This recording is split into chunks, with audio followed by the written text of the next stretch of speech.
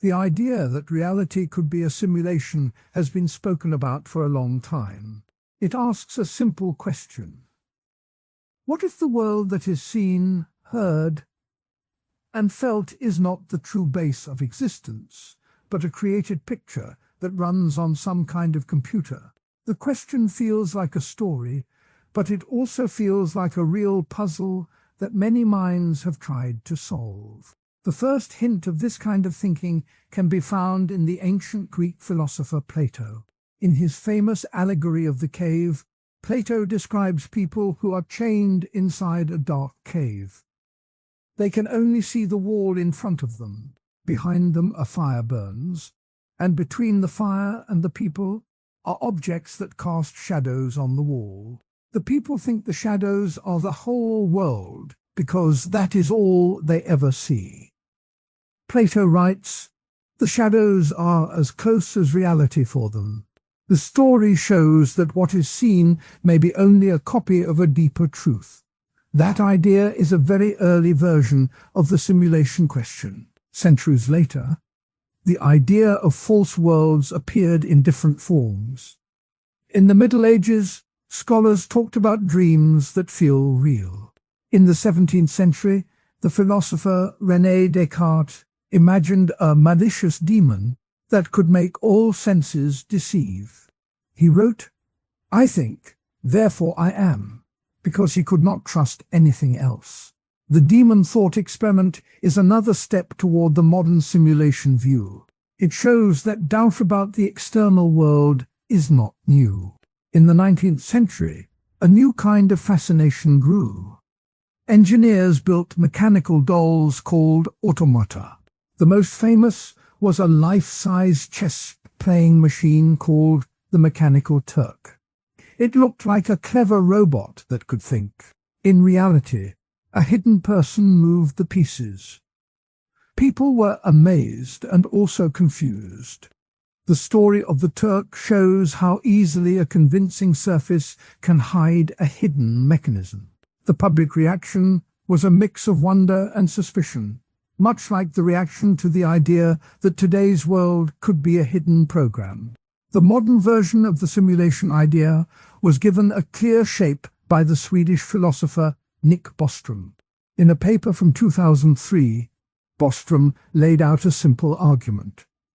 He said that at least one of three statements must be true. First, almost all civilizations that reach a high level of technology will go extinct before they can create realistic simulations. Second, even if many civilizations survive, they will choose not to run many simulations.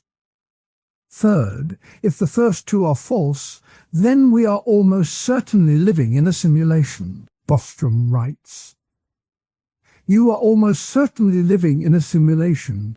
The argument is built on probability and on the idea that a future computer could run many detailed worlds. The argument can be illustrated with a playground analogy. Imagine a large playground where many children are playing.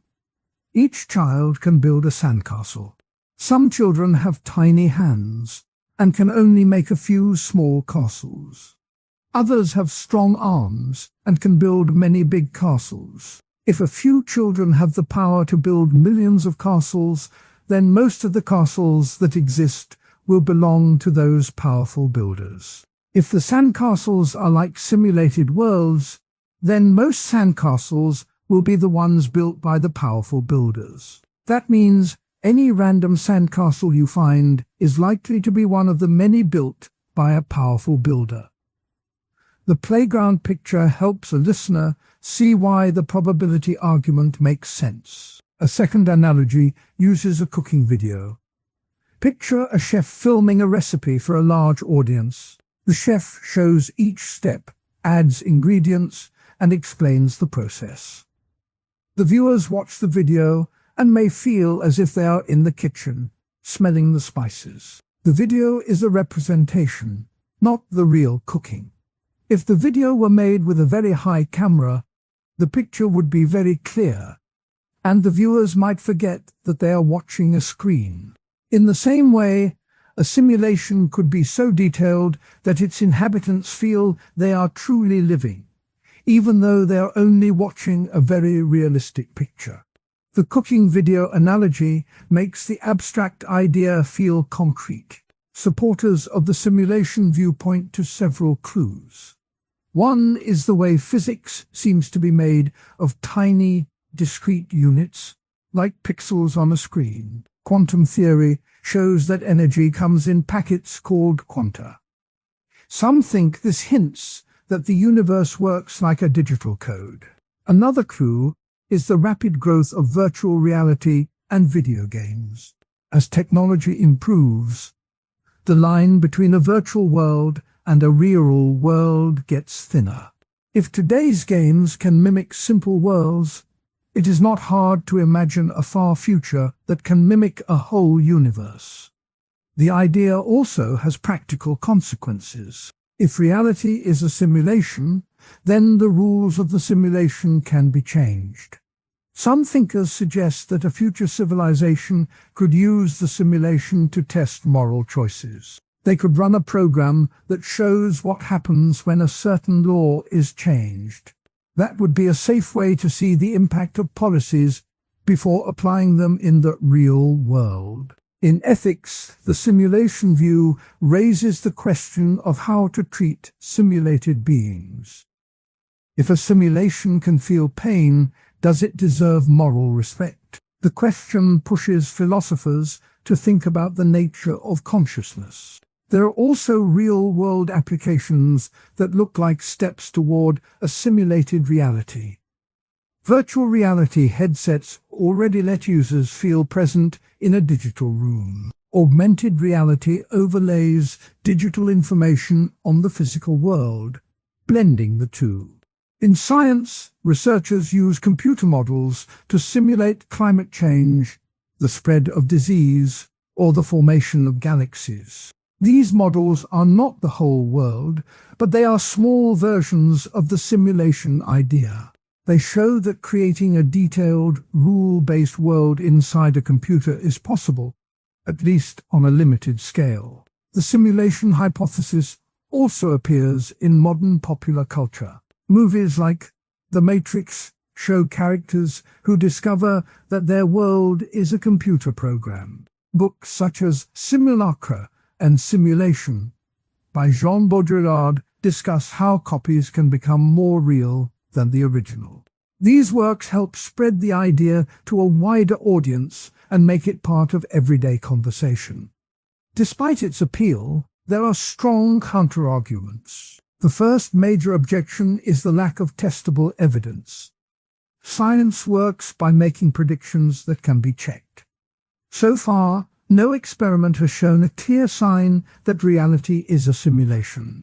Some scientists have tried to look for pixelation in space, but the results have not been decisive. Without a way to test the idea, many argue that it stays in the realm of speculation, not science. A second counter-argument is the problem of infinite regress.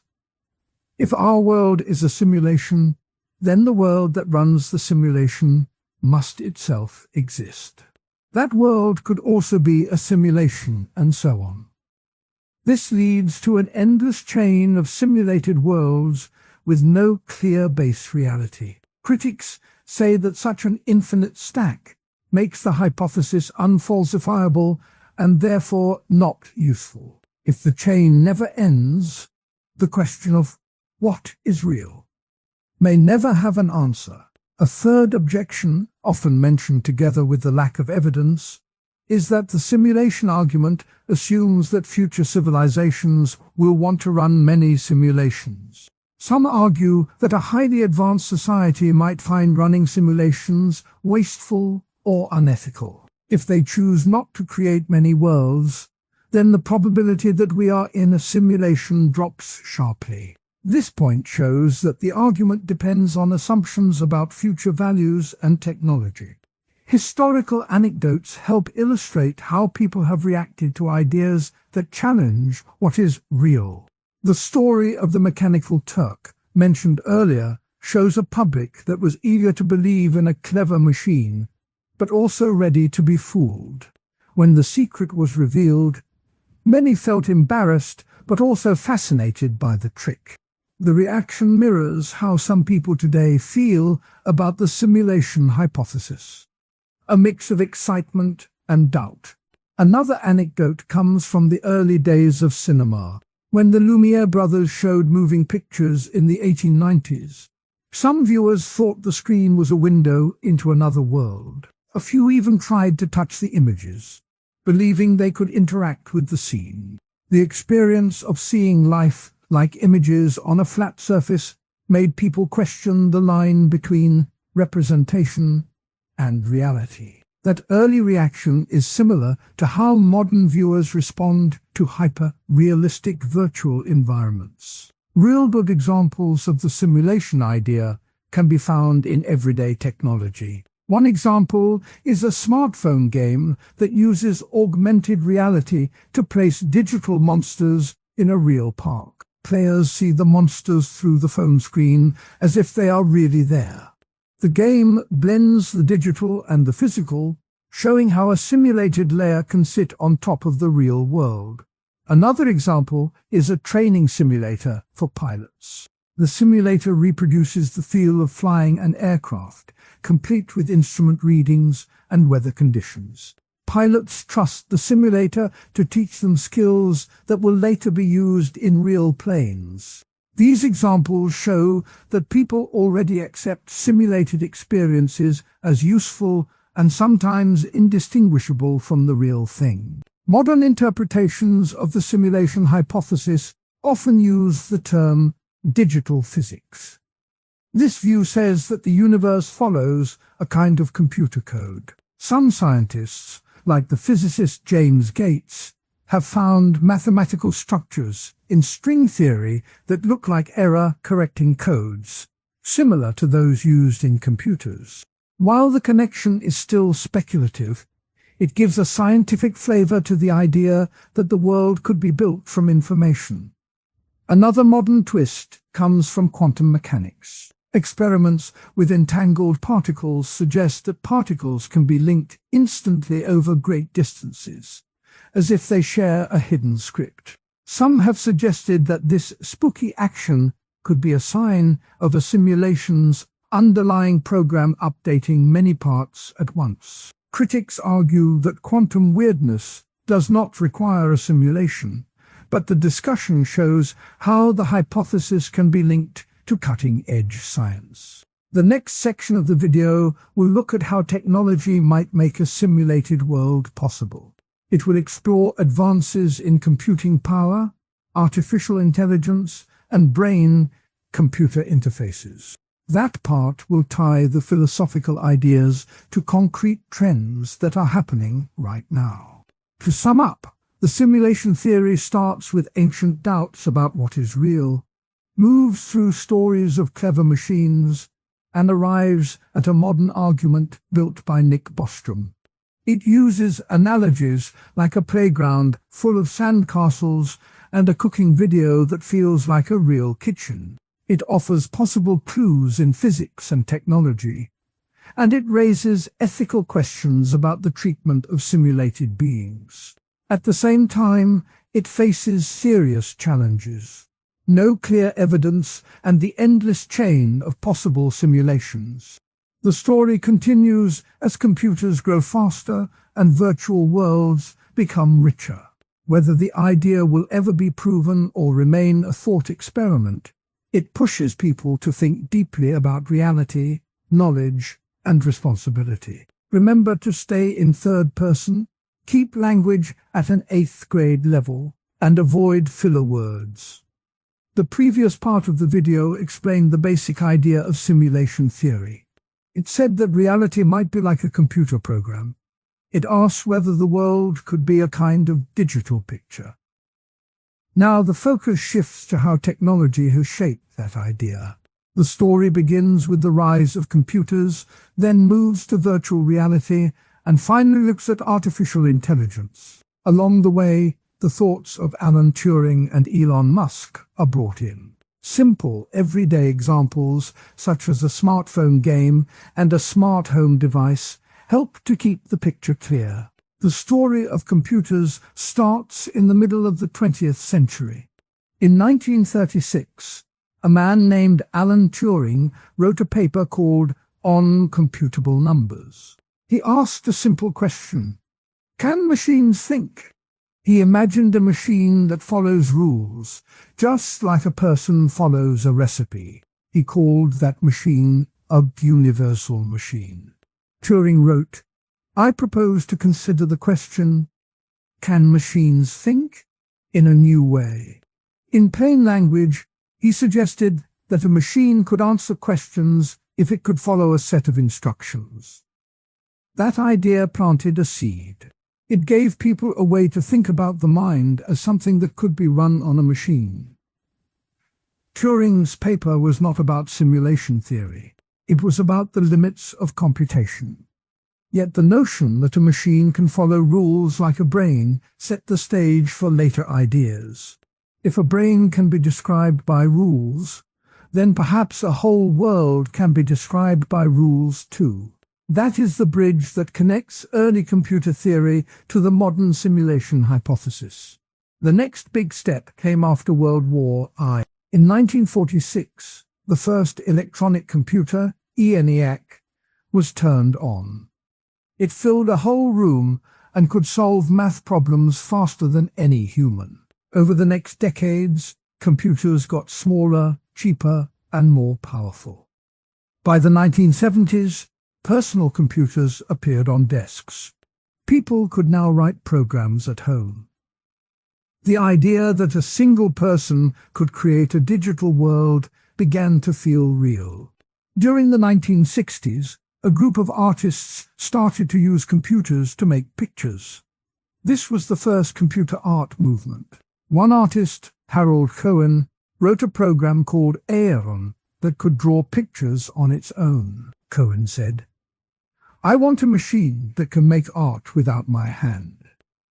The pictures that Aeron produced looked like real paintings, even though they were generated by code.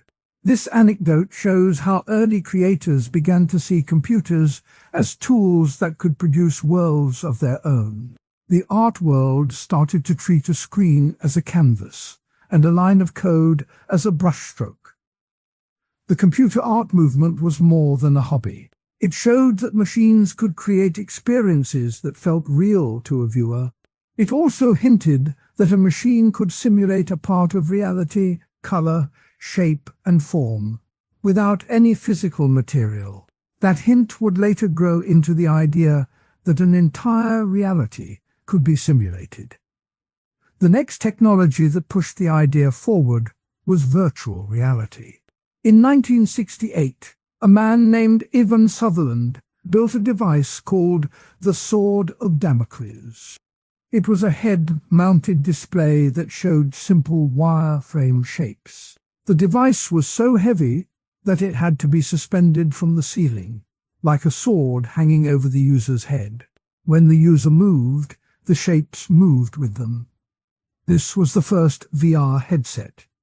The launch of the Sword of Damocles was a small event, but it sparked imaginations. People saw that a machine could trick the eyes into seeing a world that was not there.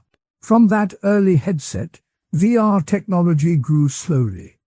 In the 1990s, home consoles tried to sell VR glasses, but the graphics were not yet good enough. In the 2010s, however, the price of screens fell and processing power rose dramatically. Companies released headsets that could show high-definition images, track hand movements, and even simulate sound. Suddenly, a person could put on a headset and feel as if they were walking on a beach, climbing a mountain, or flying through space. The feeling was not perfect, but it was close enough for many to feel present. While VR gave a taste of a simulated world, artificial intelligence added another layer. AI is a set of programs that can learn from data. In the 1950s, a computer called the logic theorist proved simple theorems. In the 1990s, programs like Deep Blue beat world chess champions. In the 2010s, Neural networks learned to recognize faces, translate languages, and even create music. The latest AI models can write stories, answer questions, and generate images from text prompts. When an AI can produce content that looks like it was made by a human, the line between real and simulated blurs even more. Elon Musk, a modern entrepreneur, has spoken often about simulation theory. In a 2016 interview, he said, "There is a 1 in billions chance that we are living in base reality."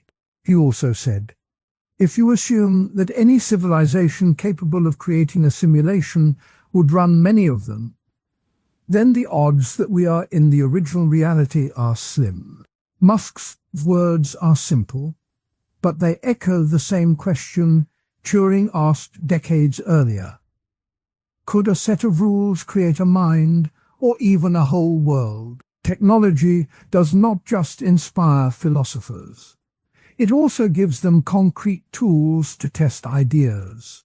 A smartphone game called Pokémon Go can serve as a small example.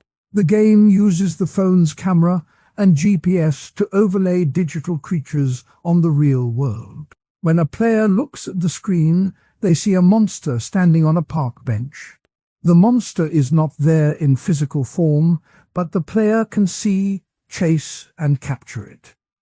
The experience feels like a mix of reality and simulation. The game shows how a digital layer can sit on top of the physical world, making the world feel partly simulated. A smart home device, such as a voice-controlled speaker, offers another example.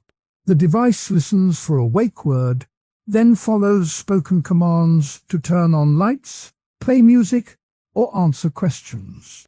The device does not have a body, but it can affect the physical environment. When a person asks, "What's the weather?"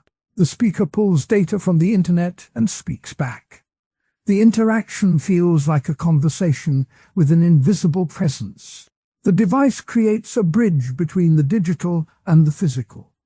It shows how technology can weave a simulated layer into everyday life. These two examples illustrate how simulation ideas move from theory to daily experience. They also help to explain why the simulation hypothesis feels plausible to many people today. When a game can overlay digital objects onto a street, and a speaker can answer questions without a human voice, it is easy to imagine a larger system that runs the whole world in a similar way. However, not everyone accepts the idea without question. Two main counter-arguments arise. The first concerns the digital divide. Not everyone has access to high-quality computers, fast internet, or VR headsets. In many parts of the world, people still use basic phones or no devices at all. If the whole universe were a simulation, why would the simulation provide such uneven resources? Critics argue that the existence of a digital divide suggests that the world is not a deliberately crafted simulation, but a natural system with varied conditions. The divide shows that technology is still a tool, not a universal substrate. The second counterargument focuses on the limits of current technology. Today's computers can simulate tiny worlds, like a video game level, but they cannot simulate an entire planet with all its physics, chemistry, and biology in real time. The amount of data needed would be astronomical. Even the most powerful supercomputers can only model small sections of climate or a few molecules at a time. This limitation suggests that a full-scale simulation of reality is beyond what any known technology can achieve. Critics say that until a machine can run a true-to-life model of the world, the simulation hypothesis remains speculative. Both counterarguments are important. They remind the audience that the idea of a simulated universe is not proven, and that real-world constraints matter. They also show that the discussion is not just about lofty philosophy, but about the practical state of technology. Returning to the historical thread, the 1960s computer art movement and the launch of the Sword of Damocles provide two concrete anecdotes that link past inventions to present ideas. In the 1960s, artists wrote code that could produce images without a human hand. They called the process algorithmic art. The term algorithm simply means a step-by-step set of instructions. By letting a machine follow an algorithm, the artist let the machine create something that looked like a painting. This showed that a set of rules could generate something that felt creative. The Sword of Damocles, on the other hand, let a person see a world that existed only in wires and light. The headset displayed simple shapes that moved as the user moved. The experience was basic, but it gave a taste of immersion. The anecdote illustrates how a physical device can trick the brain into feeling present in a non-physical place. Both stories highlight how early tools hinted at a future where entire experiences could be generated by code. Modern interpretations of simulation theory build on these early steps. Some philosophers argue that if a civilization can create a perfect simulation, it would likely run many of them. This idea is called the simulation argument. It has three main points. First, that a civilization will either never reach the ability to run realistic simulations. Second, that it will choose not to run many simulations. Or third, that we are almost certainly inside a simulation. The argument does not claim proof, but it frames the debate as a probability question. Scientists also look at the hypothesis in a different way. They ask whether there are physical signs that could reveal a simulated world. Some have suggested that the universe's smallest units, such as pixels in a digital image, might show a limit, like a resolution limit in a screen. Others have looked at cosmic rays for patterns that could indicate a grid. So far, no clear evidence has been found. The search for glitches in physics remains a topic of curiosity rather than a settled field. The rise of AI adds a fresh twist. Modern AI can generate realistic images, videos, and text. When a person reads a story written by an AI, they may feel that it was written by a human. This blurs the line between creator and simulation.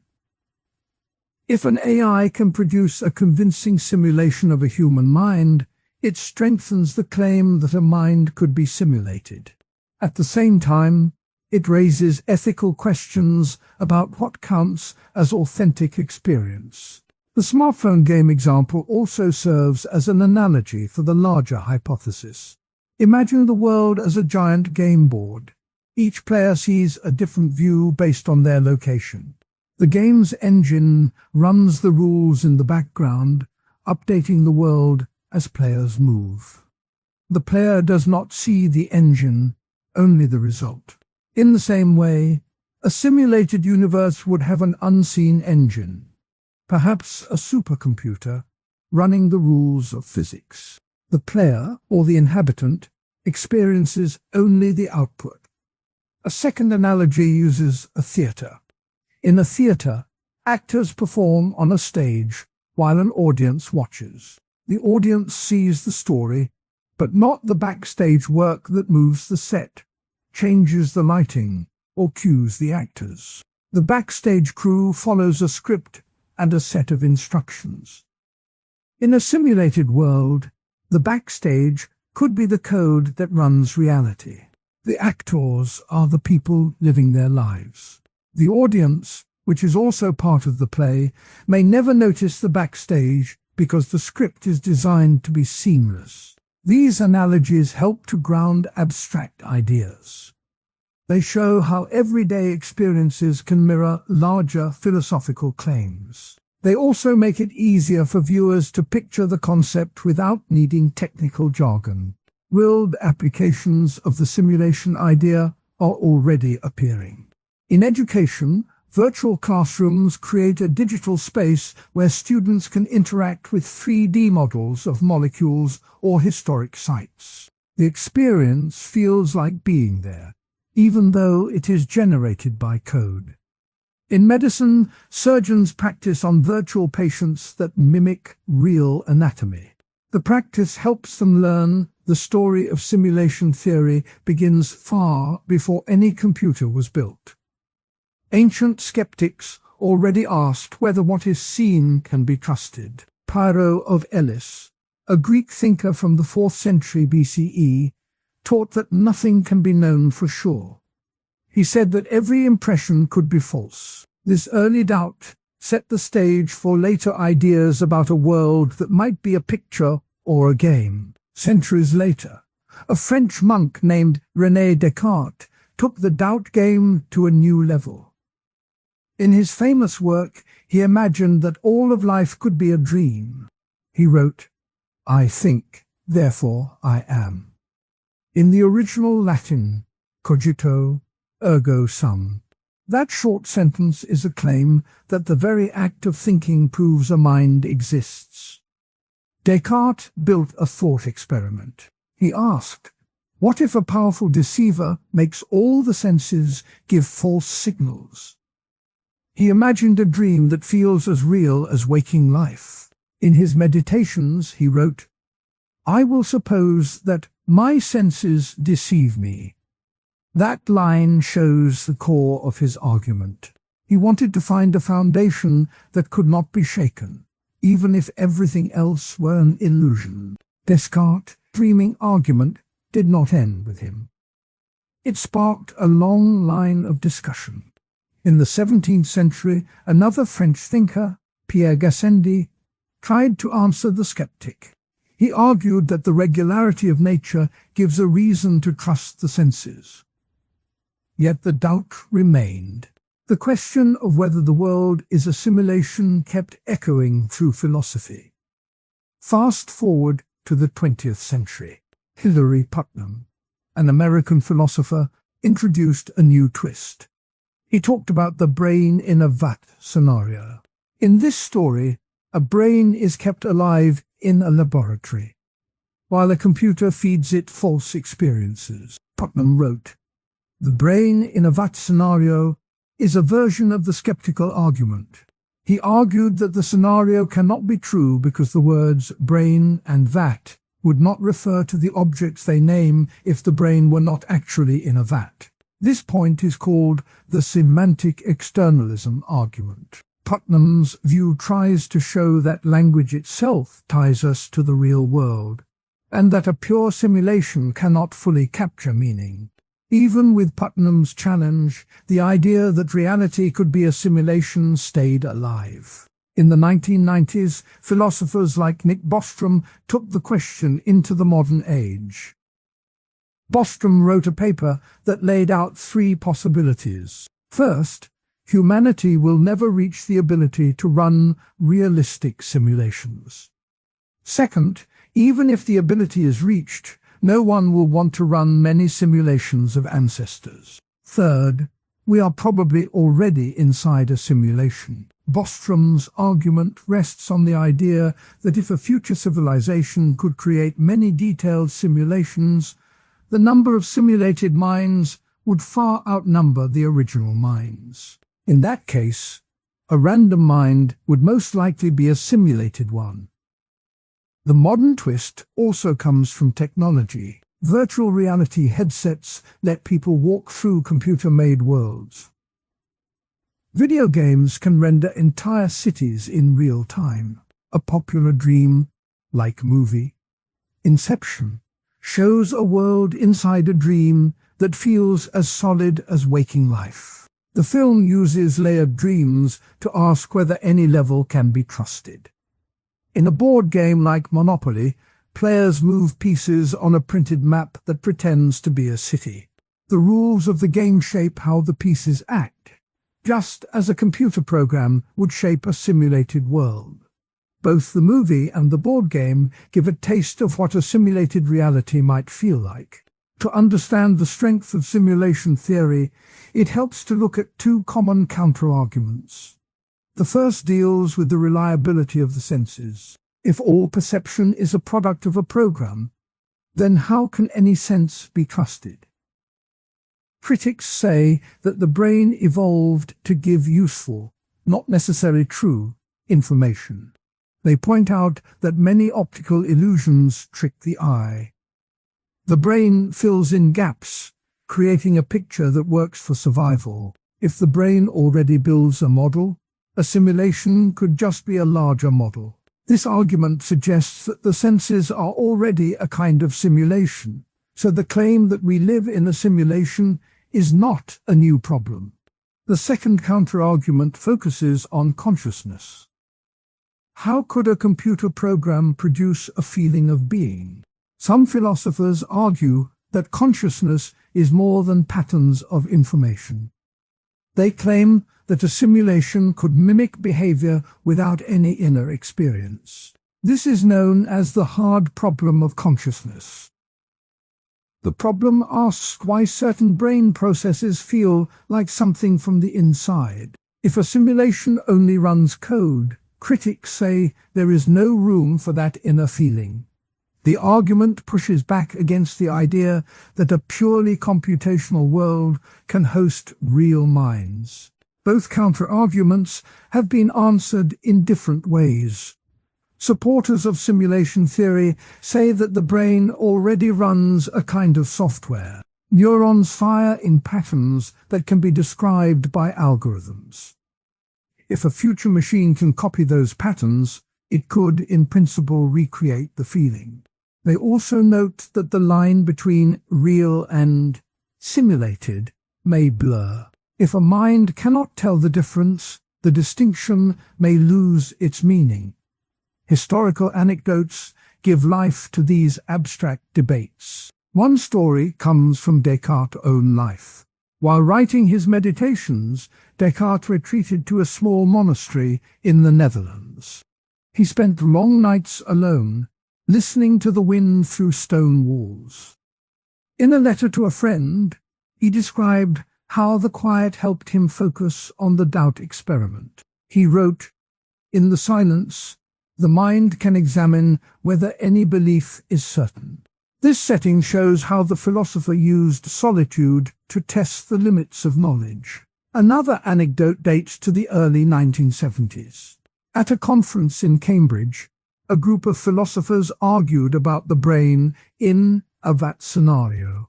One participant, John Searle, stood up and said, "If we are just a brain in a vat, then the words we use about vats and brains are meaningless." He used a simple analogy. Imagine a child playing with a toy car and calling it real. The child knows the car is a toy, yet the word real still has a purpose. The debate highlighted how language ties thoughts to the world, echoing Putnam's point. Technology also brings new twists to the old questions. Quantum computers promise to process information in ways classical computers cannot. Some scientists suggest that a quantum simulation could capture the randomness of the universe more faithfully. Others warn that quantum mechanics itself may be a sign that reality is not a simple computation. The field of artificial intelligence adds another layer. As AI becomes better at creating art, music, and conversation, people wonder whether a future AI could design whole worlds for other minds to live in. Future predictions often appear in science fiction stories. A recent novel imagines a world where children are born inside a massive simulation that runs on a star-sized computer. The story asks whether the children's hopes and fears are any less real than those of people outside the simulation. Such tales echo the same question that Descartes asked. If the experience feels real, does the source matter? Modern philosophers continue to test the idea. Some argue that the simulation hypothesis is not falsifiable, meaning it cannot be proven false by any experiment. They say that if a simulation can hide its own code, then no test will ever reveal the truth. Others propose ways to look for the glitches in the fabric of reality. They suggest that if space is made of tiny units, there might be a smallest length, like a pixel. Experiments at particle accelerators search for limits to how small distances can be measured. So far, no clear glitch has been found, but the search keeps the conversation alive. The discussion also touches on ethics. If a simulated world contains conscious beings, does it matter whether the world is a program? Some ethicists argue that harming a simulated mind is still wrong because the mind feels pain. Others claim that because the world is a creation, the creator has the right to shape it. This debate mirrors the ancient skeptics' question of whether moral judgments depend on the nature of reality. Everyday examples help to ground the abstract ideas. Imagine a child playing with a board game. The child moves a piece across a printed street, following rules that tell how far the piece can go. The child feels excitement when the piece lands on a property. The game's world is not the real city, yet the feelings are genuine. In a similar way, a person watching a dream-like movie may feel fear, love, or wonder, even though the images are just light on a screen. The brain reacts as if the scenes were real. These examples show how the mind can treat a representation as if it were reality. Another simple example comes from a video call. When a person looks at a screen and sees a friend's face, the brain interprets the flat image as a living presence. The conversation feels natural, even though the friend is far away. The technology creates a bridge that mimics face-to-face contact. If a future simulation could create such bridges for every sense, the line between real and simulated could become almost invisible. Quotes from the original thinkers add weight to the story. Descartes wrote, "If I am deceived, I must exist in order to be deceived." That line captures the paradox of doubt. Putnam said, "The brain in a vat is not a genuine threat because the words we use would not refer to the right things." That statement shows how language ties us to the world. Bostrom concluded, "We are almost certainly living in a computer simulation." His bold claim pushes the conversation into the public arena. The ancient skeptics, the dreaming monk, the modern brain in a vat, and the simulation theorist all share a common thread. Each asks whether what is seen can be trusted. Each uses a story or an experiment to test the limits of belief. The answers differ, but the questions remain alive. In the present day, technology offers tools that were once only imagination. Virtual reality can place a person on a beach that exists only in code.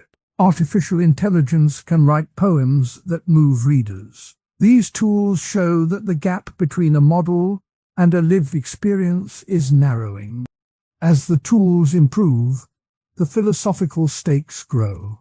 If a future civilization can run millions of detailed worlds, the chance that any one mind is inside one of those worlds rises, according to Bostrom's calculation. The debate also influences how people think about progress. Some view the simulation idea as a warning. If reality is a program, perhaps it can be edited. Others see it as a comfort. If life is a simulation, perhaps there is a purpose behind the design. Both views echo the ancient skeptics' search for meaning in a world that might be uncertain. The story of simulation theory is still being written. New experiments in physics, New advances in computing and new works of art will keep the discussion alive. The ancient doubt, Descartes' dream, Putnam's vat, and Bostrom's simulation all form a chain that links past to present. Each link adds a new perspective, a new challenge, and a new hope. In the end, the question remains simple. Does it matter whether the world is a simulation? For some, the answer is yes, because it changes how truth is judged. For others, the answer is no, because lived experience is what matters, no matter the source. The conversation will continue as long as minds keep asking. The calm voice of philosophy will keep guiding the. Scientists have turned the idea of a simulated world into a question that can be tested with real data. The effort began with a simple thought. If the universe is a computer program, then the program must have limits, just as a digital photograph has a smallest dot called a pixel. In a photo, when one looks very close, the picture turns into a grid of tiny squares.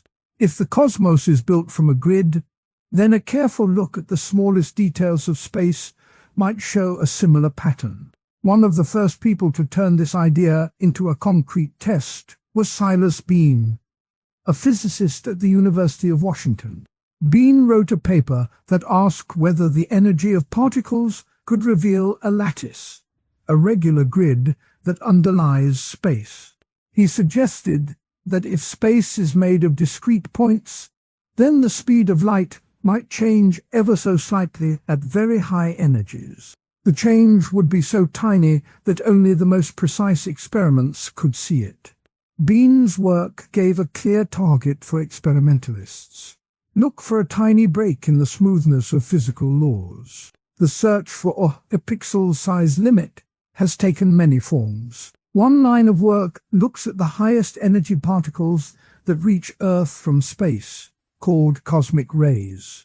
These particles travel billions of light-years before they hit the atmosphere.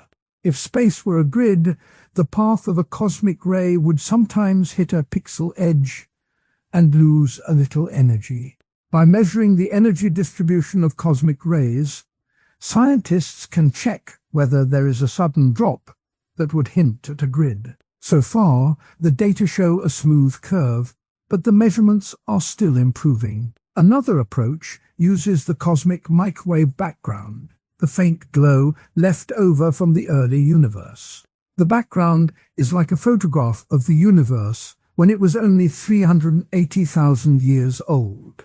If the picture were taken with a low-resolution camera, the image would have a grainy look. Researchers have scanned the background for patterns that repeat at the smallest scales. Any regular, repeating pattern could be a sign of an underlying lattice.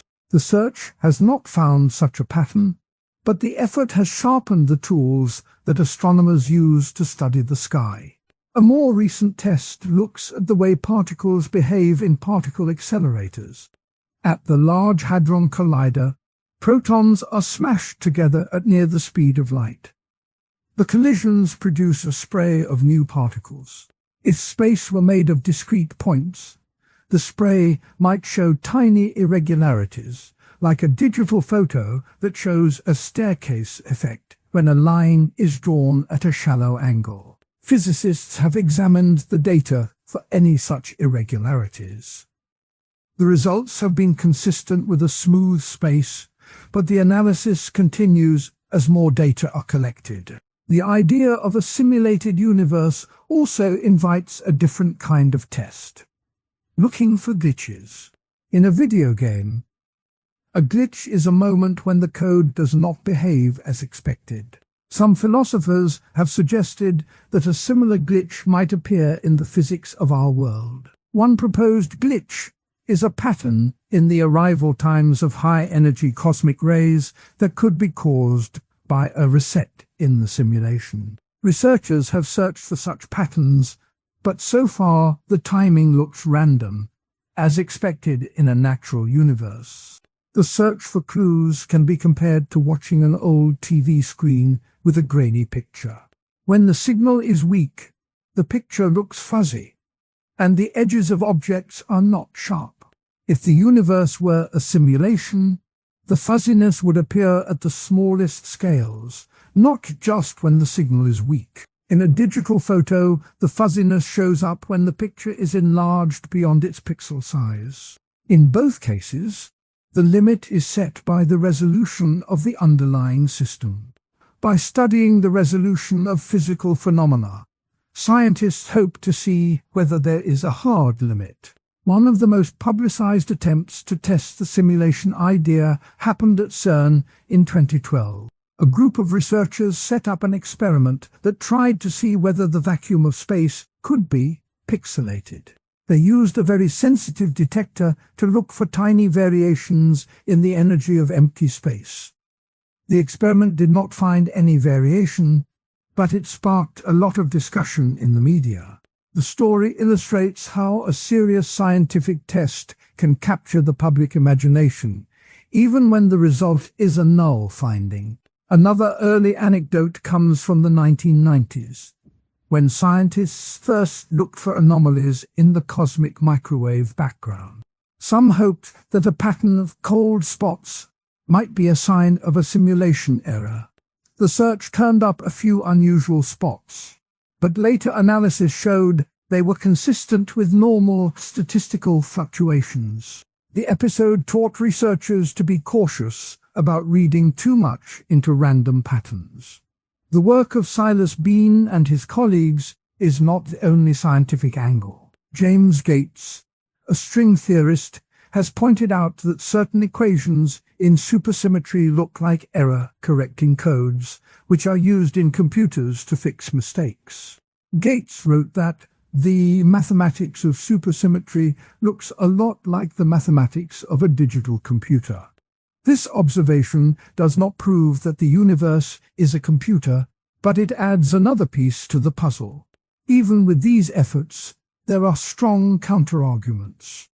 The first is the difficulty of measuring the universe at the required level of detail. To see a pixel size that might be billions of times smaller than a proton would need instruments far beyond current technology. Some scientists argue that the limits of measurement mean that any test will always be inconclusive. They say that if the simulation is designed to hide its own structure, then no amount of data will reveal it. The second counter-argument is the risk of false positives. In a noisy dataset, random fluctuations can look like patterns. A scientist might mistake a statistical blip for a sign of a grid, just as a person might see a face in the clouds. The history of science is full of examples where an apparent anomaly turned out to be an error in the instrument or a misinterpretation of the data. The danger is that a claim of evidence for a simulation could be accepted before the evidence is truly solid. A quote from Nick Bostrom, the philosopher who first popularized the simulation argument, captures the cautious spirit needed for these tests. He wrote, "If we are living in a simulation, the evidence may be subtle and hidden behind layers of noise." This reminder urges scientists to keep looking, but also to keep a clear mind about what the data actually show. The scientific search also ties back to the philosophical roots of the idea. The ancient Greek philosopher Plato imagined a world of shadows on a cave wall, where people took the shadows for reality. That story is a metaphor for a simulated world. The shadows are the data we see, and the cave is the program that creates them. Modern philosophers such as Hilary Putnam have argued that the question of what is real cannot be settled by a single test. The current scientific work is a modern version of the old question. Can the shadows be traced back to the fire that makes them? The next part of the video will move from the question of whether a simulation can be detected to the question of what it means if it is real. The ethical section will ask how people should act if they learn that they are part of a program. Should they try to change the rules? Should they respect the creators? Those questions will build on the scientific findings, whether they show a clear limit or remain inconclusive. In the meantime, the scientific community continues to refine its tools. New detectors for cosmic rays are being built with higher resolution. Future space telescopes will map the cosmic microwave background with finer detail. Particle accelerators are being upgraded to reach higher energies. Each improvement pushes the possible pixel size lower, like sharpening the focus on a grainy TV screen. If the universe has a grid, these upgrades may finally bring the grid into view. Even if the search never finds a pixel, the effort is valuable.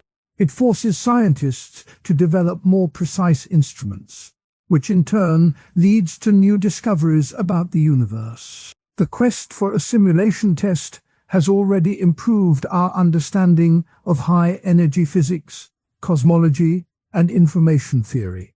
In that sense, the search is a win, regardless of the ultimate answer. The story of the 2012 CE-Turn experiment shows how a single test can inspire a broader conversation. The experiment was designed to look for a cutoff in the energy spectrum of vacuum fluctuations. The researchers wrote, "If space is discrete, we should see a sudden drop in the spectrum at a certain scale." The data showed no drop, but the experiment sparked many follow-up ideas, such as looking for similar cutoffs in the behavior of neutrinos. The ripple effect of one test illustrates how scientific curiosity spreads. The early search for anomalies in the cosmic microwave background also left a lasting impact. The researchers who first looked for strange spots wrote, "Any deviation from the expected smooth pattern could point to new physics." Although the deviations turned out to be statistical, the work paved the way for the Planck satellite, which now provides the most detailed map of the early universe. The map is used to test many ideas, including the simulation hypothesis. The scientific community also debates how to interpret a null result. Some argue that a null result simply means the universe is not a simulation, at least not one with a simple pixel grid. Others say that a simulation could be designed to hide any evidence, making a null result meaningless. The debate mirrors the philosophical discussion about the limits of knowledge. It asks whether there are questions that are forever beyond human reach. A recent paper by Dr. Laura Jones, a cosmologist at the University of Cambridge, adds another layer to the discussion. She writes, "If the simulation uses error-correcting codes, then the signatures may appear as tiny correlations in the data that are hard to separate from noise." Her work suggests that future tests might need to look for subtle statistical patterns rather than obvious cutoffs. This approach is similar to looking for a hidden watermark in a digital photo. The watermark is invisible unless the right algorithm is applied. The analogy of a digital photo helps to explain why the search is difficult. When a photo is taken with a low-resolution camera, each pixel is large and the picture looks blocky. When the same photo is enlarged, the blockiness becomes obvious. If the universe is like a photo taken with a very high-resolution camera, the pixels may be so tiny that they are invisible to current instruments. The task of scientists is to build a better magnifying glass to see those tiny squares. The grainy TV screen analogy works in a similar way. In old analog televisions, the picture was made of tiny dots called scan lines. When the signal was strong, the picture looked smooth. When the signal was weak, the scan lines became visible and the picture looked fuzzy. If the universe is a simulation, the scan lines would appear only at the smallest scales, where the signal is weakest. By studying the weakest signals, such as the faintest cosmic rays, scientists hope to catch a glimpse of those lines. The search for a simulation signature also raises practical questions about data analysis. Researchers must decide how to separate a true pattern from random noise. They use statistical methods that assign a probability to any observed pattern. If the probability is very low, the pattern might be considered significant. However, when many different patterns are tested, some will appear significant by chance. This problem, known as the multiple comparisons issue, is a common source of false positives. One way to reduce the risk of false positives is to pre-register a test. That means scientists write down exactly what they will look for before they see the data. Then, when the data are collected, they can compare the results to the pre-registered plan. This method is used in many fields, such as medicine, and is starting to be used in cosmology. By using pre-registration, researchers can avoid the temptation to claim a discovery after seeing a surprising blip. The scientific community also discusses whether a simulation test should be pursued at all. Some argue that the resources spent on searching for a pixel grid could be better used to study dark energy, climate change, or disease. Others say that the question is so fundamental that it deserves attention, even if the answer is uncertain.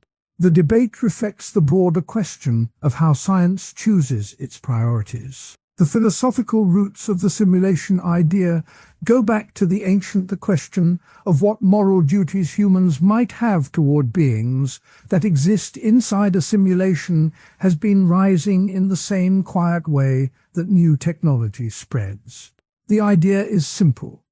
If a world can be built inside a computer, and if that world contains characters that can feel, then maybe those characters deserve some kind of respect.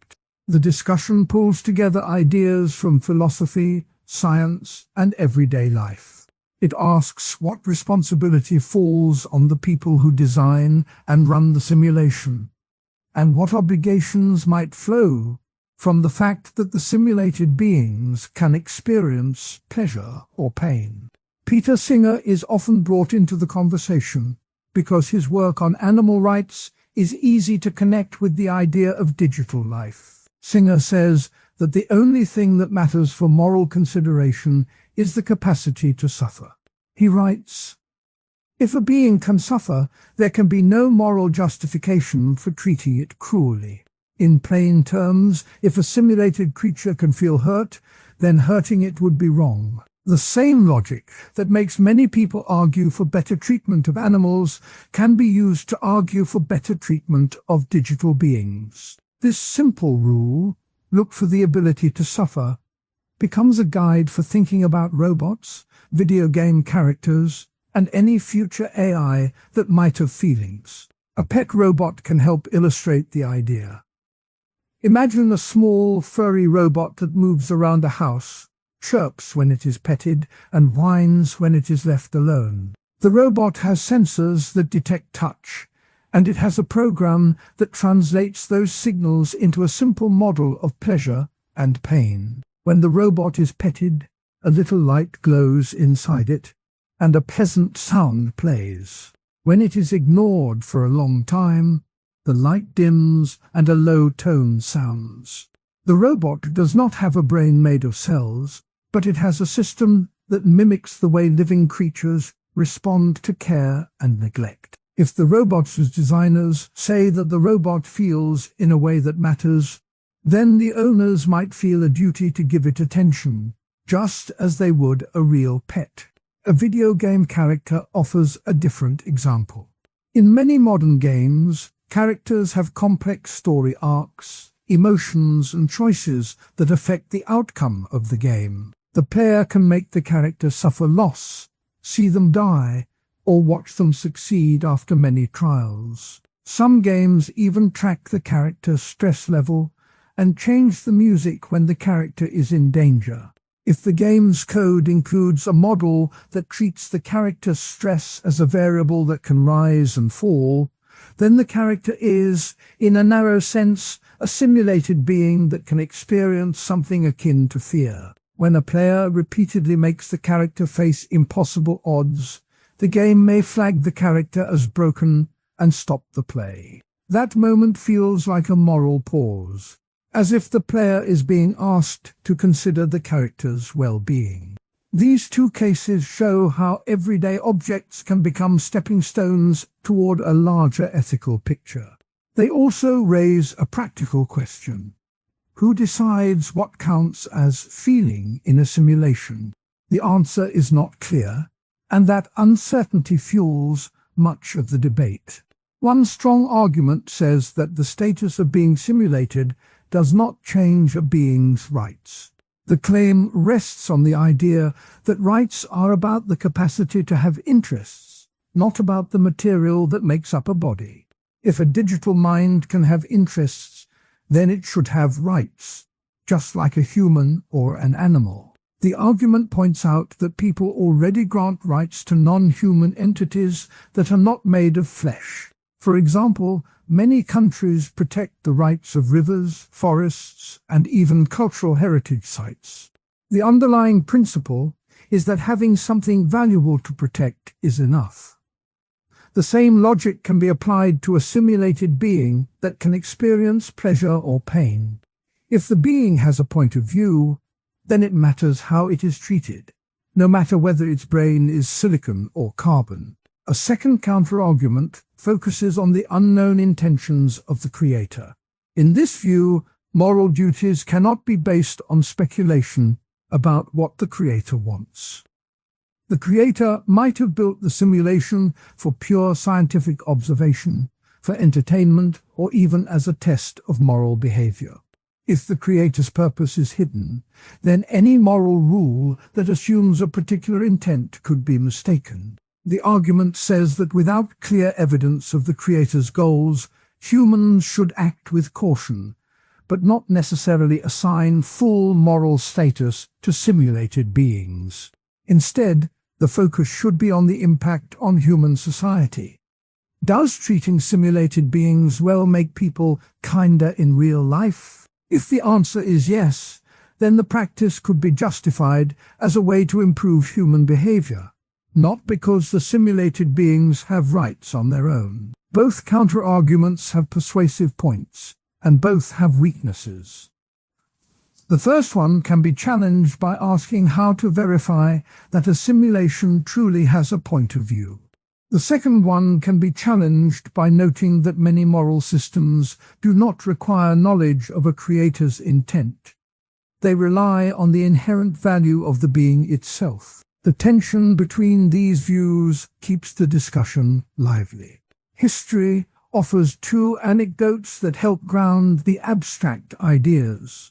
In 2010, a public debate erupted over whether advanced AI should receive legal protection. A group of researchers in Europe presented a prototype robot that could express basic emotions, and they argued that the robot should be covered by animal welfare laws.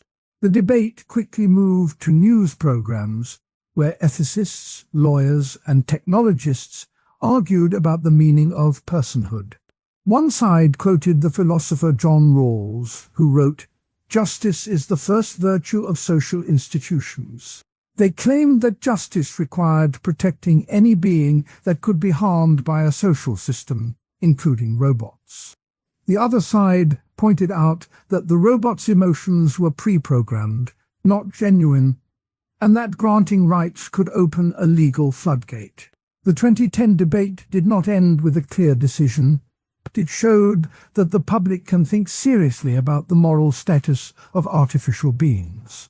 A second anecdote comes from the 1990s virtual pet craze. Small handheld devices like Tamagotchi allowed users to care for a digital creature that grew, needed food, and could die if ignored.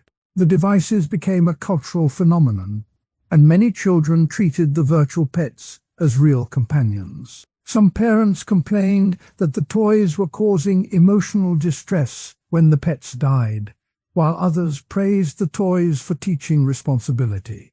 Researchers studied the phenomenon and found that children who cared for the digital pets showed higher empathy scores later in life. The virtual pet craze hinted that caring for simulated beings could have real moral benefits, even if the pets themselves were not truly alive. Scientific tests have begun to explore whether a simulation can have a mind. One line of research looks at brain-like networks that can learn and adapt in ways similar to human children. Scientists measure the network's responses to stimuli and compare them to known patterns of pain or pleasure in living brains. If the patterns match, the researchers claim there is a basis for saying the network experiences something.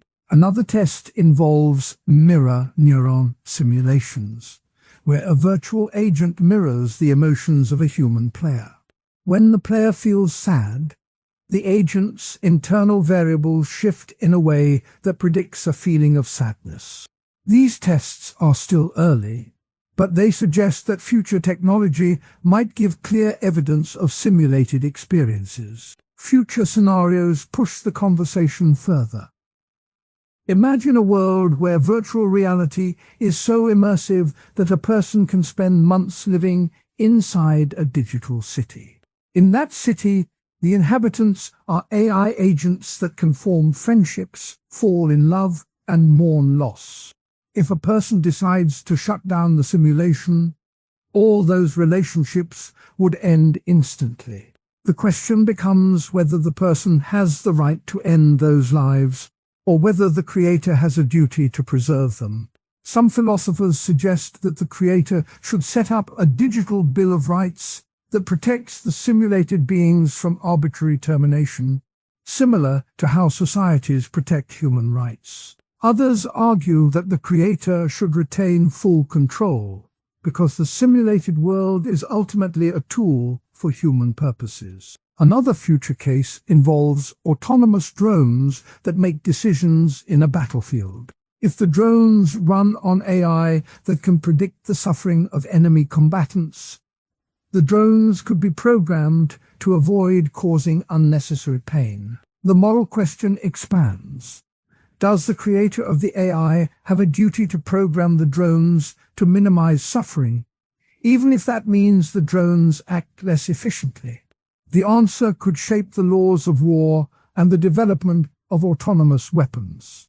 The idea of responsibility also touches on the concept of moral luck. Moral luck means that people can be praised or blamed for things that happen because of factors beyond their control. If a creator builds a simulation that later develops unexpected consciousness, the creator might be praised for creating something wonderful, or blamed for causing suffering. The notion of luck reminds us that moral responsibility is not always clear-cut, and that the future may bring surprises that force a re-evaluation of current rules. Quotes from primary sources help to keep the discussion grounded. Nick Bostrom, who first popularized the simulation argument, wrote, "If a post-human civilization were to run many simulations of their ancestors, then the number of simulated minds would vastly outnumber the original minds." This line suggests that most beings could be simulated, which raises the stakes for how they are treated. Another relevant quote comes from the Buddhist monk Thich Nhat Hanh, who said, "Compassion is a verb." The simple verb reminds readers that caring is an action, not just a feeling. If compassion can be directed toward a digital being, then the action of caring becomes a moral duty. Analogies can make the ideas easier to grasp. Think of a garden. A gardener plants seeds, waters them, and watches them grow. The gardener does not own the plants in a way that allows cruelty. The gardener has a duty to nurture them because the plants can thrive or wither. A simulation can be seen as a digital garden. The creator plants code, waters it with data, and watches the simulated beings grow. If the simulated beings can feel, then the creator, like the gardener, has a duty to tend to them with care. The analogy also shows that the duty is not about ownership, but about the relationship between the caretaker and the cared for. A different analogy compares a simulation to a book. A writer creates characters that think, feel, and act within the story. Readers often feel empathy for those characters, even though they know the characters are not real. If a reader feels sad when a character dies, that feeling is genuine. The writer does not have to worry about the character's rights, because the character exists only on the page. However, if the writer were to create a character that could truly experience pain, the moral landscape would shift. The analogy highlights that the line between imagination and reality can blur when the imagined being can actually suffer. The ethical landscape also includes the idea of instrumental value. Something has instrumental value if it is useful for achieving other goals. A simulated being might have instrumental value for research, entertainment, or education. The danger is that instrumental value can be used to justify mistreatment. For example, a researcher might argue that hurting a digital subject is acceptable because it yields important data. The counterpoint is that if the subject can suffer, the suffering is still a harm, regardless of the data gained. This mirrors debates in animal testing, where the benefit to humans is weighed against the pain inflicted on animals. Practical steps can be suggested for those who design or interact with simulations. First, creators can build in ethical switches that prevent the system from causing unnecessary pain. Second, creators can set up monitoring tools that track the well-being of simulated agents, much like a doctor monitors a patient's vital signs. Third, creators can involve ethicists early in the design process, ensuring that moral considerations are not an afterthought. Finally, creators can be transparent with users about the capabilities of. The idea that reality might be a simulation can feel like a strange new lens on everyday life. It can change how people think about meaning and purpose. In this part of the video, the calm voice will walk through the history, the main thinkers, the arguments, the doubts, and the ways the idea shows up in real life. The goal is to keep the story simple and clear, like a gentle conversation. The story starts long before the word simulation was popular. In the 1940s, a mathematician named Alan Turing asked if a machine could think. He built a test that still guides modern AI. Decades later, a philosopher named Nick Bostrom wrote a short paper that put the simulation idea into a modern frame. He asked 3 simple questions. Are we close to making realistic simulations? Would future societies want to run many of those simulations? If the answer to both is yes, then it is likely that we live in a simulation. Bostrom's paper reads like a quiet puzzle. He writes, "We are almost certainly living in a computer simulation." The sentence is short, but it carries a lot of weight. At the same time, the older existentialists were already thinking about meaning in a world that might feel empty. In the 1970s, a group of students in Paris gathered in small cafes. They called themselves the Existential Club. They read Camus, Sartre, and Kierkegaard. They asked, if life has no built-in purpose, what should we do? One member, a young poet named Luc, wrote in his notebook, "The absurd is the clash between our need for meaning and the silence of the world." That line is a direct echo of Camus. Camus later said, "The only way to deal with an absurd world is to imagine it as a comedy." In his view, meaning does not have to come from an outside source. It can be built by each person. When the simulation idea entered popular culture, it found a home in movies, games, and memes. In 1999, a film called The Matrix showed a world where humans lived inside a digital dream. The film's tagline, "What is real?" became a catchphrase. More recently, on social media platforms, a meme shows a cartoon character looking at a code screen and saying, "I'm just a pixel in a simulation." The meme spreads quickly, making the idea feel light and fun. Yet the joke can also make people wonder if their goals matter at all. To understand how the simulation belief might shape purpose, it helps to picture two everyday projects. First, imagine a school science fair. A student, Maya, plans a project about growing beans in different soils. She writes a list of steps, gathers materials, and sets a deadline. Each step feels real, even if the beans will never become a big crop. Maya's purpose is clear. She wants to learn, to show her class, maybe to win a prize. If Maya learns that the whole school is a simulation, does her project lose value? Some might think the result is just a line of code, so the effort seems pointless. Others might say that the experience of planning, testing, and seeing the beans sprout still gives her a sense of growth. The purpose lives in the process, not in the ultimate truth of the world. Second, think of a runner who trains for a marathon. The runner follows a schedule.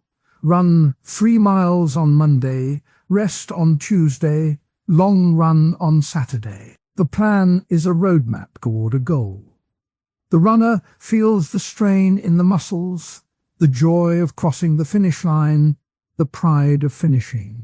If the runner accepts that the world might be a simulation, the pain in the legs could feel like a glitch, and the applause could feel like a scripted event.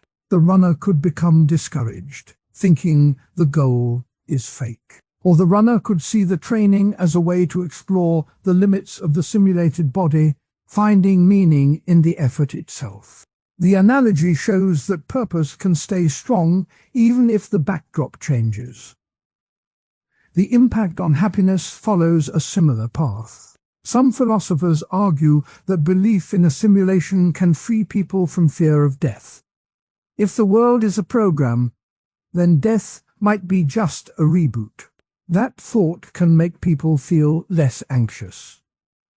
Others warn that the idea can lead to a flat feeling, a kind of nihilism. If everything is a code, then why care? That is the second counter-argument that will be explored. The first counter-argument says that purpose does not depend on what reality is made of. A classic view comes from Aristotle, who said that the good life is about fulfilling one's nature. Even if the world were a simulation, a person's nature would still include wanting to learn, to love, to create. The same holds for modern thinkers.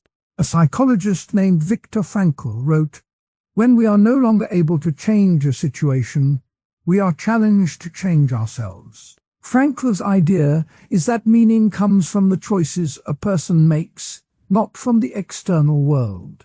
So a simulation belief does not erase purpose.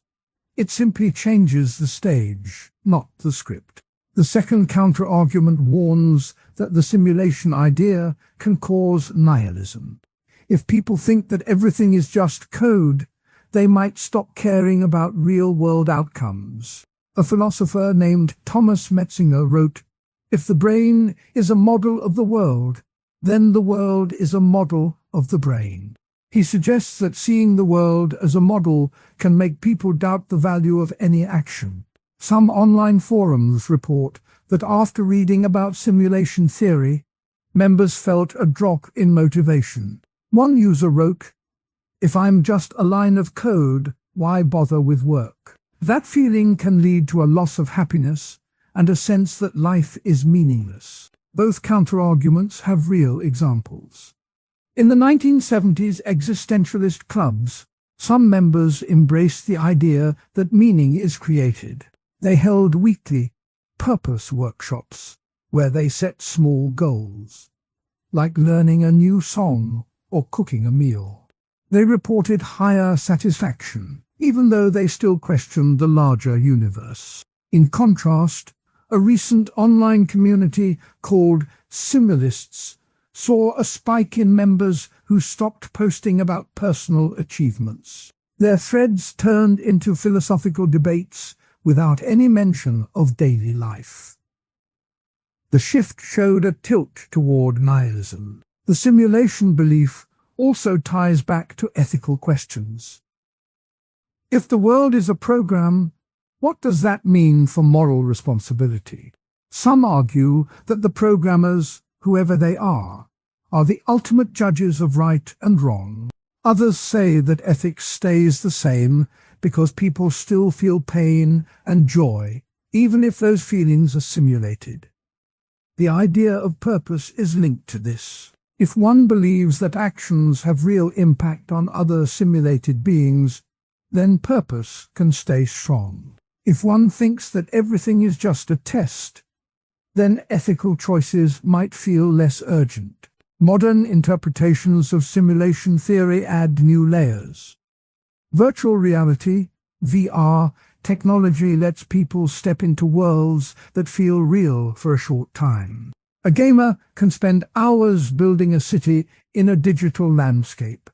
The experience can bring joy, a sense of achievement, and a community of players. Some gamers say that the virtual city feels just as meaningful as a real one.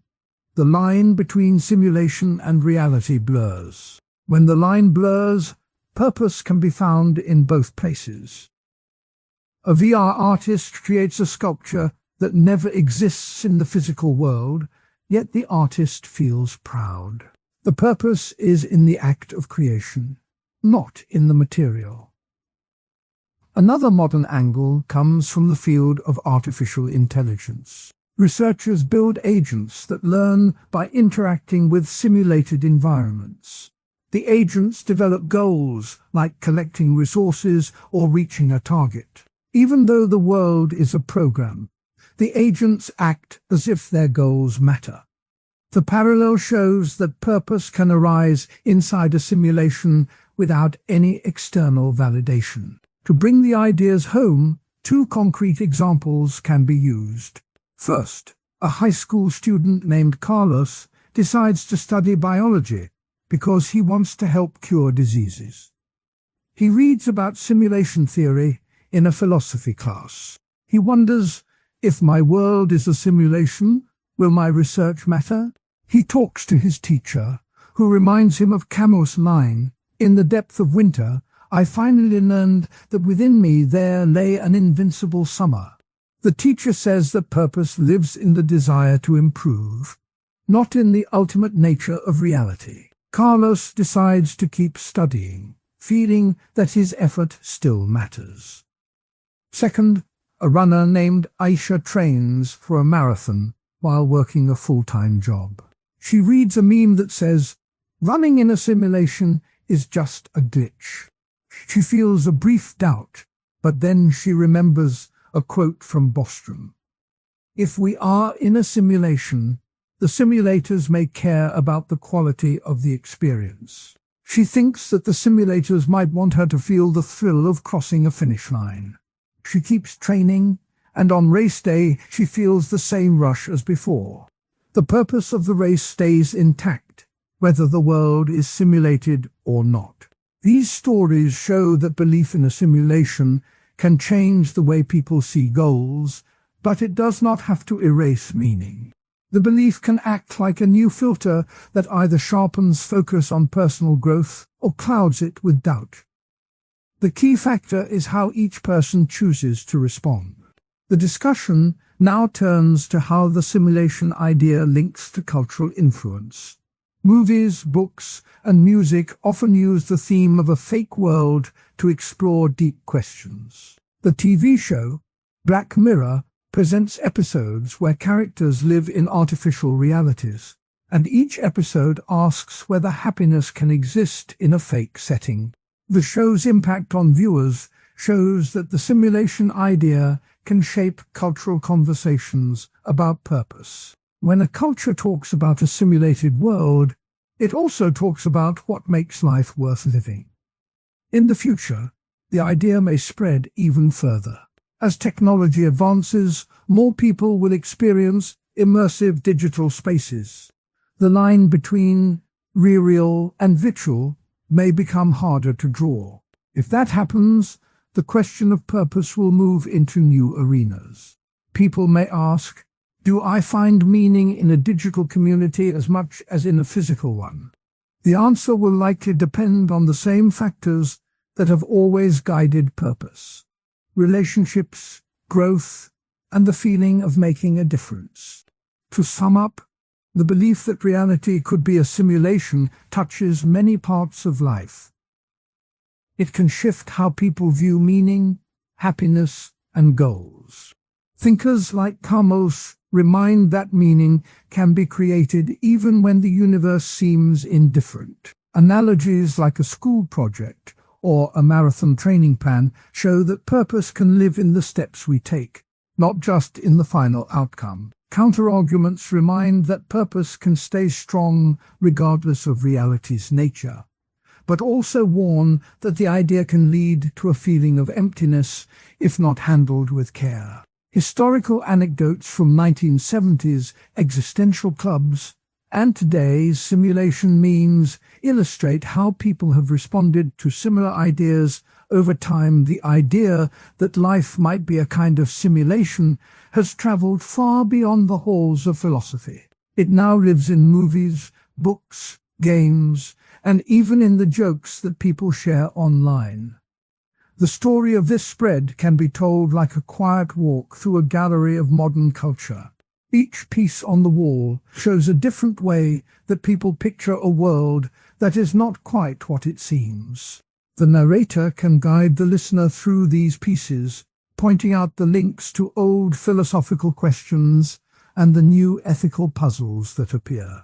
One of the most famous pictures of a simulated world is the 1999 film that bears the name of A Digital Grid. When the movie first hit theaters, audiences saw a dark city, a secret code, and a hero who learns that the world he knows is a program. The film's tagline, "Welcome to the real world," flips the usual meaning of the word. In the story, the main character is told that his life is a set of computer instructions. That simple line captures a deep idea that philosophers have talked about for centuries. The film's creator, the Wachowski siblings, said that they wanted to ask whether reality is something we can trust. The movie's impact was immediate. Ticket sales broke records, and the phrase "red pill" entered everyday speech as a way to describe a choice to see the truth. The movie also gave a clear example of how art can bring an old philosophical thought into a modern setting. Plato, in his famous allegory of the cave, described people who see only shadows on a wall and think those shadows are the whole world. The film's hero steps out of the cave and sees the machines that create the shadows. The connection is direct, but the film shows it with neon lights and fast cars instead of ancient stone walls. The viewer can feel the shock of the hero, and the feeling becomes a way to think about the original philosophical point. Another recent work that plays with the same theme is a novel that imagines a future where people wear special glasses to enter a giant virtual world. The book's title mentions a player who can win a contest that offers a real-life prize. In this story, the virtual world is built like a giant amusement park. The characters spend most of their time inside the game, and the line between the game and reality blurs. The author, Ernest Cline, uses humor and pop culture references to make the idea feel close to home. The novel shows how a simulated world can become a place where people seek meaning, love, and adventure. It also raises a question. If a fake world can give people joy, does it matter whether it is real? A popular streaming series also takes up the simulation theme, though it does so in a different style. Each episode of the series tells a short story about technology and its effects on daily life. One episode shows a family that discovers their memories are being edited by a company that sells perfect lives. The episode asks whether a life that feels smooth and safe is still a real life. The series does not give a single answer, but it lets the audience feel the tension between comfort and truth. The series creators have said that they want to hold a mirror up to the viewer's own habits with phones and social media. By doing so, they turn a deep philosophical question into a personal feeling. Board games can also act as a mirror for simulation ideas. A classic game that many people know simulates a journey from birth to retirement. Players move pieces along a track, make choices about jobs, families, and investments, and then see how those choices affect their final score. The game's simple rules hide a deeper question. Does a set of rules that predict outcomes count as a simulation of life? The game invites players to think about how much of their path is shaped by chance, by rules, and by personal decision. When a player lands on a square that says taxes, the feeling of inevitability can echo the feeling of being inside a program that forces certain events. Even more directly, a modern tabletop game that came out in the last decade builds a world that is literally a computer program. Players act as programmers who try to debug a broken simulation. The game uses cards that represent code, bugs, and patches. As players work together, they experience the idea that a world can be altered by changing its underlying instructions. The game's designer has explained that the goal was to make players feel the power and the limits of a programmer inside a simulated world. The game's play sessions often end with a discussion about what it means to have control over a reality that is not truly physical. These works do not exist in a vacuum. They are part of a larger cultural conversation that began long before the first computer was built. The ancient philosopher René Descartes imagined a malicious demon that could deceive all of the senses. He wrote, "I think, therefore I am," as a way to find a certainty that could not be faked. In modern terms, the demon is like a program that feeds false data. The same idea appears in the 1999 film when the hero asks, "What is real?" The film's line, "The Matrix is everywhere," echoes Descartes' claim that the demon could be present in every moment. The modern philosopher Nick Bostrom gave the idea a formal shape in a paper that asks whether humanity is likely to be a simulation. He wrote, "If a post-human civilization runs many ancestor simulations, then the number of simulated minds will vastly outnumber the original minds." This sentence has become a common quote in blogs and podcasts. It turns an abstract probability question into a story that people can picture. A future world that runs countless video games of its own past.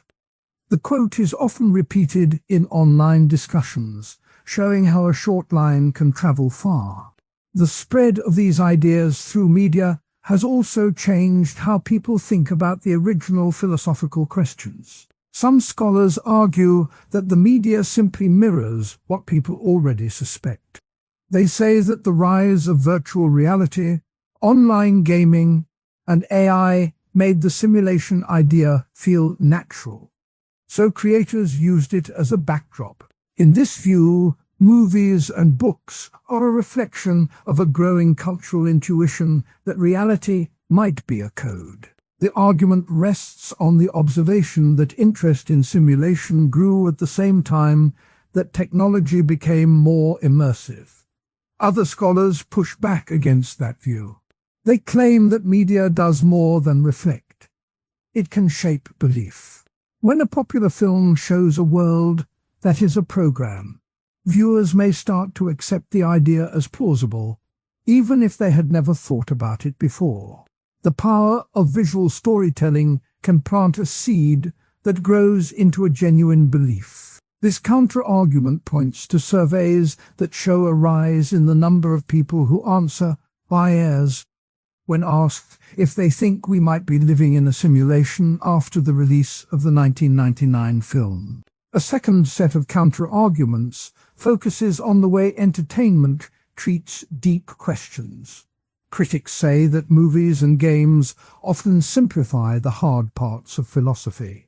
The 1999 film, for example, presents a clear enemy, the machines, and a clear hero, the one who takes the red pill. Real philosophical debates do not have such tidy villains or heroes. The risk is that viewers walk away with a shallow version of the idea, thinking that the answer is either we are in a simulation or we are not. The same can happen with the streaming series, where each episode wraps up with a neat twist, leaving little room for lingering uncertainty. The board game that simulates life also reduces complex social forces to a few dice rolls. While the game can spark discussion, it can also give the impression that life is just a set of numbers. The danger, according to some educators, is that players may start to see their own choices as predetermined by hidden rules, rather than as the result of personal agency. These criticisms do not mean that cultural works are useless. On the contrary, they open doors for people to ask questions they might never have raised.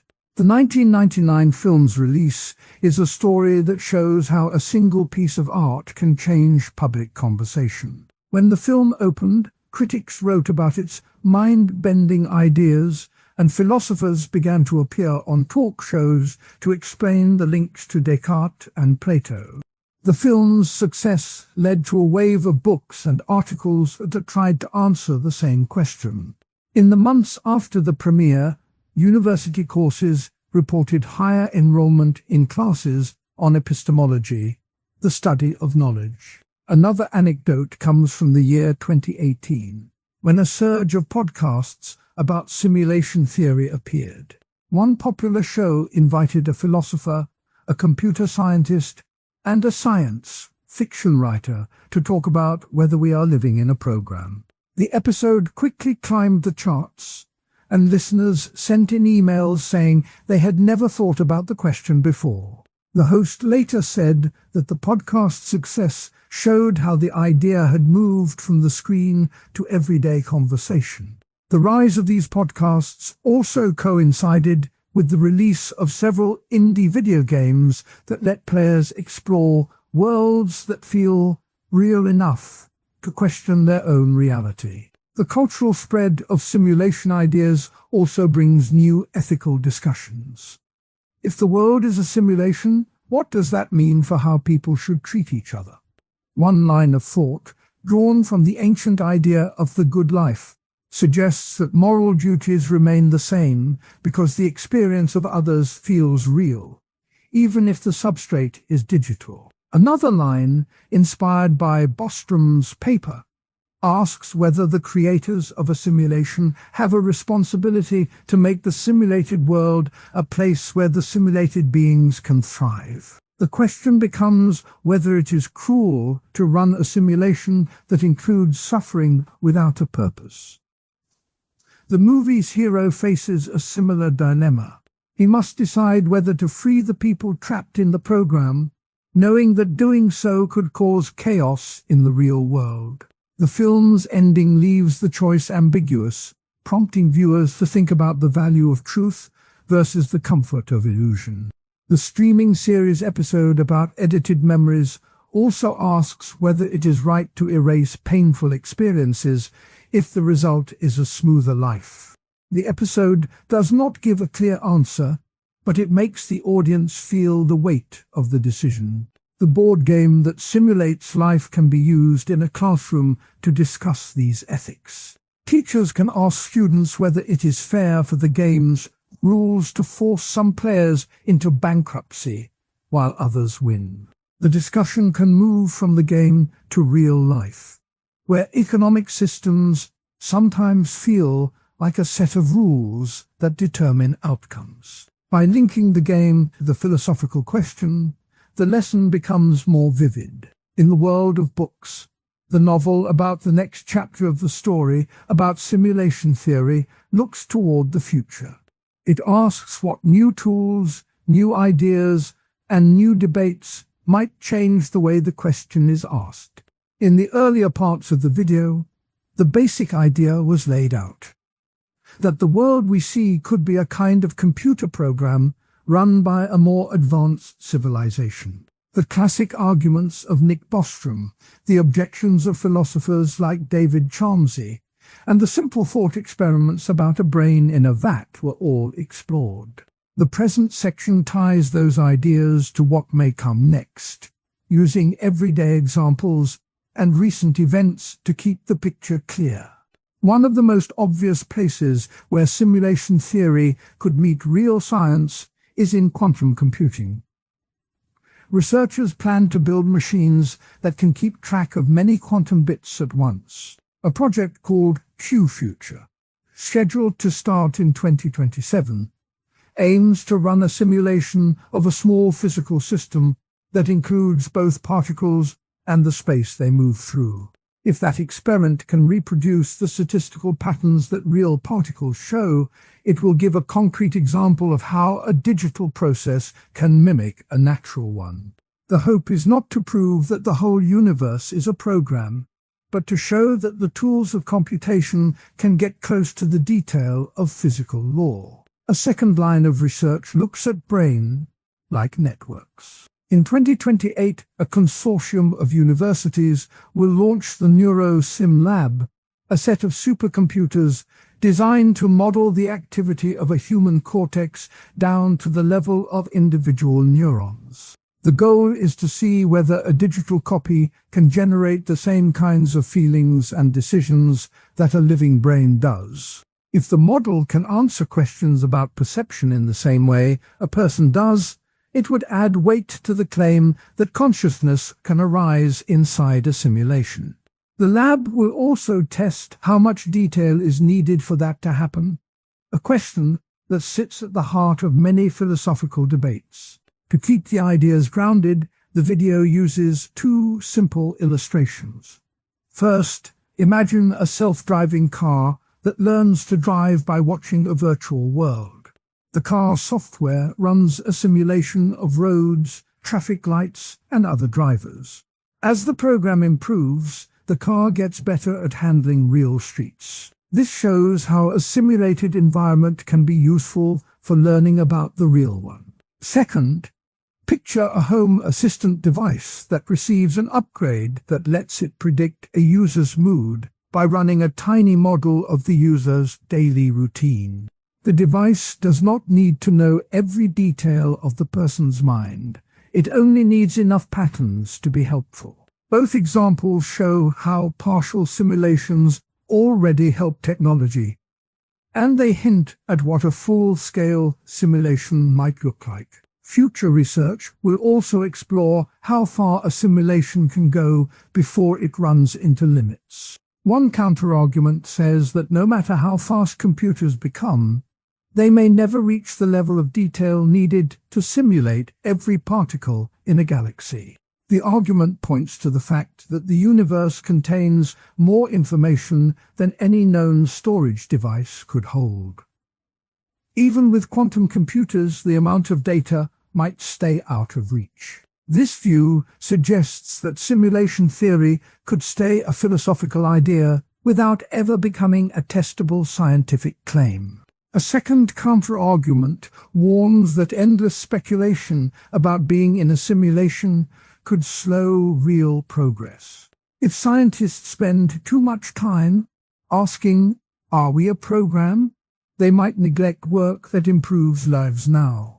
The worry is that funding could shift toward abstract experiments that never produce concrete results. Critics say that the debate can become a kind of intellectual echo chamber, where each new paper repeats the same questions without moving forward. They argue that philosophy should guide science, not hold it hostage. The story of recent events gives a sense of how these arguments play out in the real world. In 2020, a team of researchers announced they had achieved quantum supremacy, meaning their quantum computer solved a problem faster than any classical computer could. The claim sparked excitement and also skepticism. Some scientists argued that the problem solved was not useful for everyday tasks, and that the result did not prove that quantum computers could model reality in a meaningful way. The episode shows how a breakthrough can both inspire new ideas about simulation and also invite careful critique. 5 years later, in 2025, the world gathered for a global AI ethics summit. Leaders from governments, tech companies, and academia met to discuss how to keep advanced AI safe and fair. One of the panels focused on the idea that a super-intelligent AI might eventually create its own simulations. The participants debated whether such simulations would be harmless or whether they could raise new moral questions. The summit highlighted that the conversation about simulation is not only about physics, but also about how future technology will be governed. Looking ahead, several projects aim to bring the discussion into the lab. The Quantum Reality Initiative, slated for 2030, plans to test whether entangled particles can be used to verify that a simulated universe would obey the same uncertainty rules as our own. If the experiment can show a match, it would suggest that the rules of a simulation can be indistinguishable from the rules of the real world. Another effort, the Digital Consciousness Project, will try to map the exact timing of brainwaves while a person watches a virtual scene. By comparing those patterns to the activity of a computer model that runs the same scene, researchers hope to see if a digital copy can mirror the timing of lived experience. Philosophers will continue to ask whether a perfect simulation would count as a real world. Some will argue that if a simulated mind feels pain, the pain is just as real as pain in a biological brain. Others will say that because the mind is made of code, it lacks the kind of intrinsic value that a biological organism has. The debate will likely focus on the concept of intrinsic value, which means something is valuable in itself, not just because of what it can do for us. By breaking the idea down into simple terms, the discussion stays accessible to a broad audience. Another open question is about the purpose of a simulation. If an advanced civilization runs a simulation to study its own past, what does that tell us about why it exists? Some thinkers suggest that a simulation could be a way to test moral choices. Others think it could be a form of entertainment, like a video game played by beings far beyond human imagination. The answer may affect how we think about free will. If the world is a program, does that mean choices are predetermined by code? Or can the code allow for genuine randomness? The question ties back to earlier sections that examined determinism, the idea that all events follow from earlier ones. Technology will also shape how the debate evolves. As self-driving cars become more common, they will generate huge amounts of data about how humans react to unexpected events. That data could be fed into simulations that try to predict crowd behavior. If the predictions work, it could be taken as evidence that a digital model can capture the complexity of human action. On the other hand, if the models fail, critics could point to that as proof that the world is not reducible to code. Home assistant upgrades will do something similar on a smaller scale. When a device learns to anticipate a user's needs, it essentially runs a tiny simulation of the user's daily life. The success of such features will show that even limited simulations can be useful. At the same time, the limits of those features will remind viewers that a full-scale simulation may still be far beyond reach. The future may also bring new philosophical tools. Some scholars are exploring Modal realism, the view that all possible worlds exist as real places. If that idea is combined with simulation theory, it could suggest that many simulations run side by side, each with its own version of reality. Others are looking at information ontology, the belief that everything is ultimately made of information. That perspective aligns with the notion that a universe could be a giant dataset. Both approaches will add fresh angles to the conversation. Ethics will remain a central concern. If a simulation can host conscious beings, those beings might deserve rights.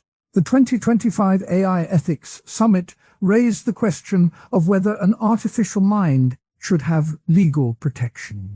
Future discussions will have to decide if a simulated mind counts as a person. The answer could affect how laws are written for advanced AI and for any future virtual societies that might be created. The scientific community will also need to decide how to test the theory. One proposal is to look for pixelation in the fabric of space, similar to how a digital image looks blocky when zoomed in too far. Experiments with high-energy particle colliders could search for a smallest possible unit of space, sometimes called the Planck length. If a minimum size is found, it might be taken as a hint that space is made of discrete units, like pixels in a picture. Critics will argue that even if such a grain exists, it does not prove a simulation. It could simply be a property of the physical world.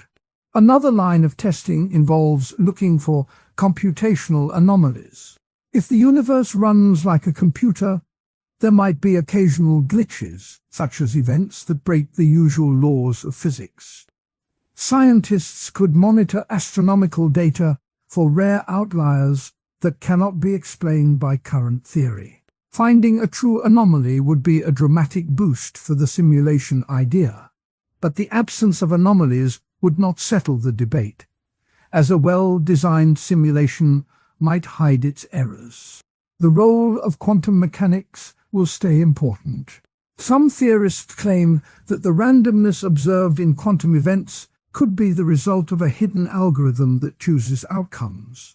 Others say that quantum randomness is truly fundamental and cannot be simulated. Future quantum experiments, especially those that involve many entangled particles, will test whether the patterns match what a computer program would produce. The outcome will feed back into the larger question of whether the universe can be fully described by code. Education will also change as the topic spreads. Universities may offer courses that blend philosophy, computer science, and physics to study simulation theory. Students will learn to write simple simulations that mimic physical laws, giving them a hands-on feel for how a digital world works. By building small models, they can see both the power and the limits of simulation. This practical approach will keep the debate alive in the next generation. Public interest will likely grow as more media explore the idea. Films and games that depict simulated worlds often spark conversations about what is real. When a popular series shows a character discovering they are inside a program, viewers start to ask similar questions about their own lives. These cultural moments can motivate people to read the original philosophical texts, keeping the conversation connected to its roots. In sum, the future of simulation theory is a mix of hopeful experiments, careful criticism, and ongoing philosophical work. The quantum computing experiments planned for the late 2020s and early 2030s will test whether physical laws can be reproduced in a digital setting. Projects that model brain activity will check if consciousness can arise from code. Everyday technologies like self-driving cars and smarter home assistants will show how partial simulations already help humanity.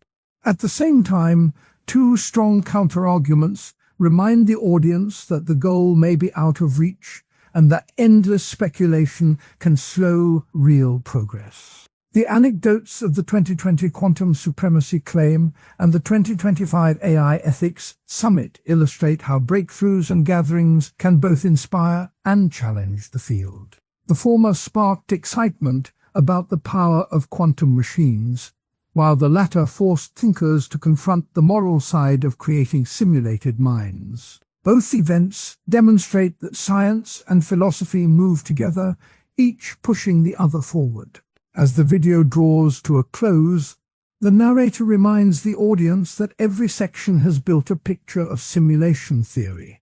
From the original definition, through the classic arguments, through the modern critiques, and now into the future.